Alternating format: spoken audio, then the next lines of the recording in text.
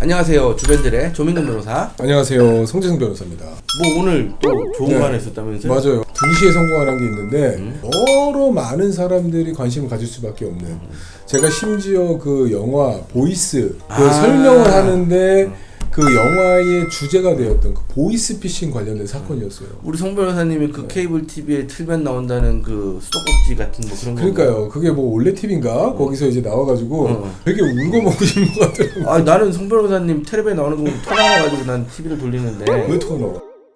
우리가 정말 많이 사건을 진행하고 있고 많은 사람들이 경험하고 있는 보이스피싱 전달책 사건이에요. 전달책 너무 많아요.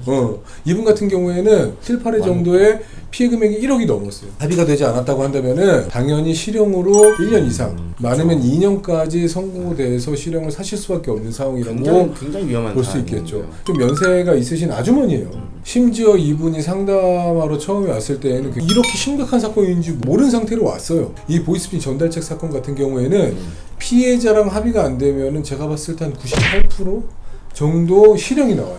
사실 거의 수사기관도 그렇고 보이스피싱을 판단하는 재판부도 그렇고 암묵적인 기준이 분명히 설정돼 있고, 이게 어떻게 보면 카르텔이고 담합인데 사실 검찰청에서도 이거 웬만해서는 기소를 해라라고 지침이 나오고 법원에서도 법원에서도 계속해서 유죄를 선고하고 있는 추세예요. 심지어 이제 한 4, 5년 전만 해도 저희가 누누이 말씀드렸다시피 수사 단계에서 혐의였으면 나오는 경우도 꽤 있고, 맞아요. 법원에서도 무죄가 나오는 경우가 이제 덜어 있었어요. 그래서 우리가 맨날 보이스피싱은 법리적으로 무죄 아니냐 이런 얘기 하는데, 그러니까 그게 옛날에는 몇 번 먹히다가 요즘 정말 잘 안 먹히거든. 애매할 때는 피고인의 이익으로잖아. 그럼. 무죄를 선고해야지.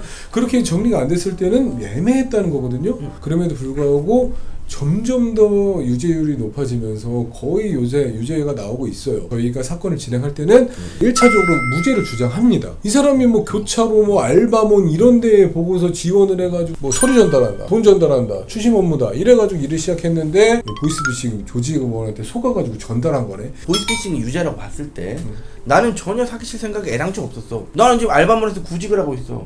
사기꾼이 되려는 목적이 없어요. 그들이 나의 범위를 유발한 것도 아니고 심지어 난 잘 몰라. 근데 유발당해가지고 사기에 말려들어. 정말 피해자랑 합의하는데도 난항을 많이 겪었어요. 정말 수가 틀려가지고 연락 안 받는 피해자도 있었고, 맞아요. 연락을 받는데 피해받은 전액 아니면 합의 안 하겠다라는 피해자도 있었고. 아니 이 사람이 정말 돈이 없어가지고 알바비라도 벌라고 전달을 한 건데 그게 사기인 줄도 몰랐지. 그러니까 돈이 어디 있겠냐고. 돈적으로 정말 피해를 입은 사람이 이런 부분들에 대해서 다 설명을 들어도 많은 사람들은 안타까움을 표현을 해주면서 적당한 금액에 합의가 돼요. 그렇지 않고 정말 끝까지 합의를 안 해주겠다는 사람이 있을 수가 있어요. 그렇죠. 저희는 정말 끈질기게 연락은 드려보거든요. 그런데 그런 사람들은 결국에 피해 회복이 안 되고 합의가 안 되고 판결을 받는 경우가 있어요. 물론 이제 오늘 판결 받는 그 우리 의뢰인분 관련해서는 다행히 피해자와 기나긴 연락 끝에 합의가 다 된 사안이었어요. 그렇게 열정적으로 해야지만이 사기나 사기 방조 피해 금액이 1억이 넘는데 집행유예가 나오는 거예요. 그죠? 이게 사실 그 시청하시는 분들 입장에서 봤을 때 얘네들은 왜 보이스피싱 전달 책임은 사기꾼인데 그런 애들을 옹호하냐라고 할 수 있지만 실제로 보이스피싱 전달 책이 범죄에 가담하게 되는 그 형태라든가 내용을 자세히 보시면 정말 억울해요. 맞아요. 왜냐면 난 사기인지 몰랐고 맞아요. 정말로 하나같이 모를 수밖에 없이 당해요. 사기가 아닌 것처럼 요즘에는 만반의 준비를, 뭐 예를 들어서 옛날에 그랬잖아.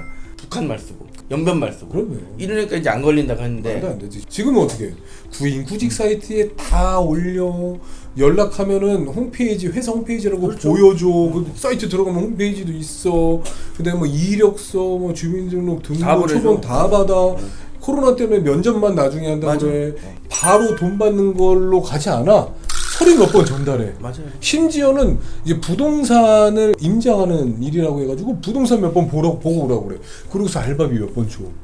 안 속을 수가 없어요. 그렇게 해가지고 나 정말 회사 일 하고 있구나. 맞아요. 라고 속게 만들죠. 그렇죠. 우리가 만나서 대화를 나누고 사건을 처리해 보니까 그분들이 전부 다 우리의 지인들의 동생이고 엄마고 남동생이고 누나고 하더라고요. 어떻게 보면 한편으로는 바보라서 속았고 멍청해서 속았지. 멍청한 게 범죄는 아니잖아요. 근데 중요한 거는 피해자도 멍청해서 속은 건다. 근데 피해자는 어떤 식으로든 호소할 때가 있고 돈을 받을 때가 있는데 이 사람은 뭐 아무것도 받을 게도 없고 처벌만 그냥 기다리고 있는 거야. 그래서 우리나라는 보이스피싱 피해자에 대한 홍보는 굉장히 강력하게 돼 있는 편인데 네네. 전달책들에 대한 어떤 식으로 가담이 되는지, 그렇지. 내가 이거 어떻게 피해가야 되는지 네. 이런 홍보가 그러니까. 제대로 안 돼 있으면서 그러니까요. 실제 주범들은 중국 웨이하이에서 활동하고 있는데 그들은 잡을 생각도 안 해요. 내가 엊그저께도 경찰서에 가가지고 저 수사관한테 그랬어. 아니 이 양반 불쌍한 양반인데 주범도 못 잡고 그런데 맨날 이거 이런 식으로만 하면 법리적으로 무죄 아니냐 그랬더니 아니 그러면 난 좀 보내줘봐요. 중국에서 못 들어오게 하는데 우리를 어떻게 잡냐고 맨날 이러고 있어. 정말 참 답답한 일이에요. 어쨌든 간에 보이스피싱 전달책이 연루됐다고 해가지고 나쁜 새끼 변호한다 이렇게만 생각하지 마시고 이런 과정을 통해서 속고 이런 경우에는 의심을 하고 전달책으로서 연루돼서는 안 된다라는 홍보를 하는데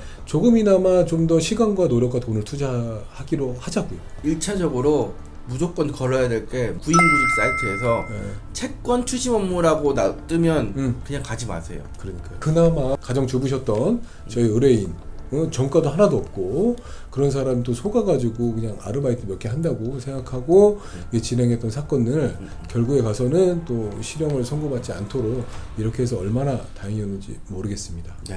오늘 촬영 여기까지 할까요? 구독과 좋아요 눌러주세요.